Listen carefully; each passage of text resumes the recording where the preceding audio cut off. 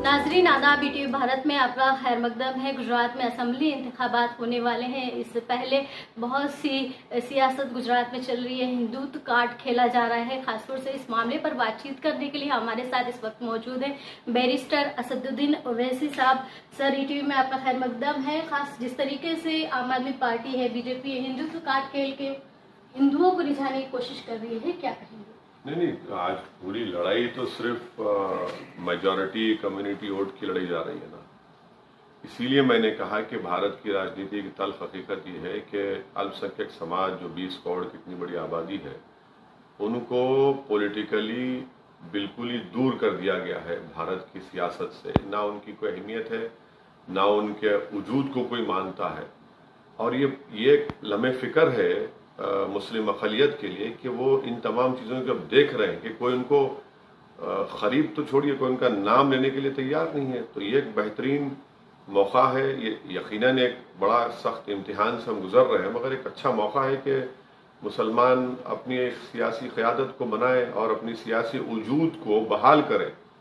जब आप देख रहे हैं कि सब पार्टी ये कोशिश कर रही है कि हिंदुत्व की आइडियोलॉजी पर कौन चलेगा, चाहे वो भाजपा हो, चाहे वो आप हो, कांग्रेस हो, राजद हो, समाजवादी हो, तो मुस्लिम अक़लियत तो खामोश तमाशाई नहीं बनकर बैठना चाहिए, बल्कि उनको उठकर अपनी एक सियासी हिकमत अमली के तहत अपनी क़यादत को और अपनी पॉलिटिकल एम्पावरमेंट को, अपनी सियासी नुमाइंदगी को बढ़ाने की कोशिश करनी चाहिए। जी, हाल ही में जो केजरीवाल ने डिमांड की है कि देवी देवता की तस्वीर नोटों पे होना चाहिए, क्या आइंदा दिनों में ऐसा हो सकता है?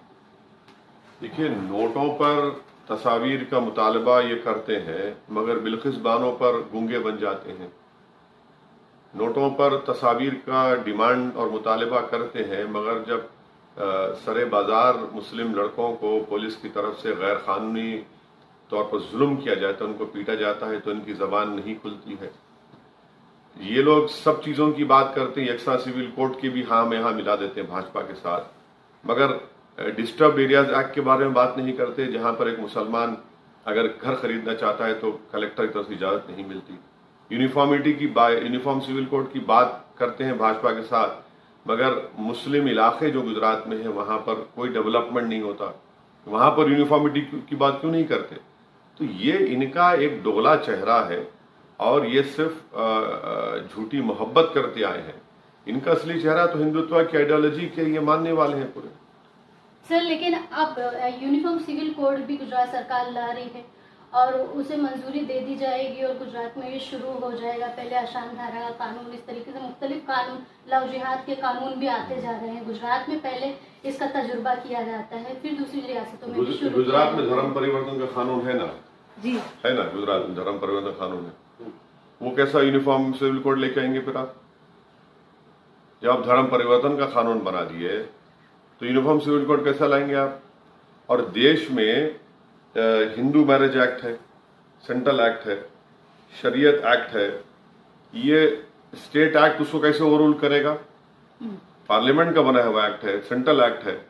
तीसरी बात ये है कि यूनिफॉर्म सिविल कोड की जब बात कर रहे हैं तो फिर हिंदू अनडिवाइडेड टैक्स रिबेट जो हमारे हिंदू भाइयों को मिलता है, उससे मुसलमान ईसाइयों को क्यों नहीं मिलता?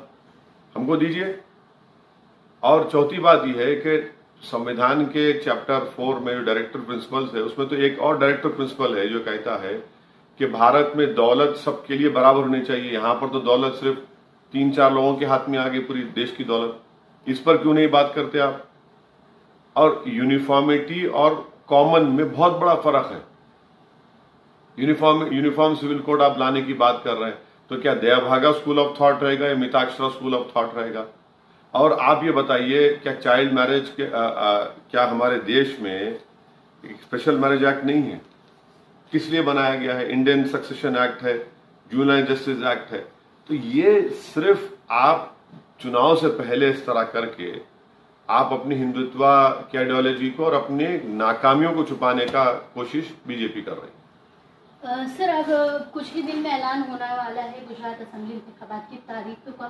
किस तरह की MIM तैयारी कर रही है? पहली बार इलेक्शन लड़ने वाली है, किन किन इश्यूज को उठाएगी, मुद्दों पर रखेगी? नहीं, हमारी तैयारी पूरी तरीके से चल रही है। हम और भी कोशिश कर रहे हैं, अपने जो भी कमजोरियां हैं, खामियां, उसको दूर कर रहे हैं। और हमारे गुजरात प्रदेश के अध्यक्ष जनाब साबिर काबुलीवाला साहब और जमात के पार्टी के जिम्मेदार तमाम इज्तिमाई तौर पर मिलकर मेहनत कर रहे हैं। हमने बाज़ विधानसभा से अपने उम्मीदवारों का ऐलान भी किया है और पिछले 1.5-2 महीने में मैं कई मरतबा गुजरात में आकर पार्टी के काम को मजबूत करने के लिए अपना ताउन दिया हूँ और मैं भी उस कोशिश का हिस्सा बना हूँ। अब इसीलिए हम गुजरात में आए हैं। मुद्दे बहुत हैं, जैसा कि मैंने कहा कि मुस्लिम अल्पसंख्यक समाज के सियासी आवाज़ को, उनकी लीडरशिप को, उन इलाकों को जहाँ पर डेवलपमेंट नहीं हुआ नज़रअंदाज करके रख दिया गया है। गुजरात में बेरोजगारी एक बहुत बड़ा मुद्दा है, गरीबी एक बहुत बड़ा मुद्दा है, कीमतें आसमानों को छू रही हैं, पेट्रोल डीजल की कीमतों का मसला है। तो ये तमाम अवामी मुद्दे हैं जिनको मजलिस पार्टी गुजरात की जनता के सामने रखेगी।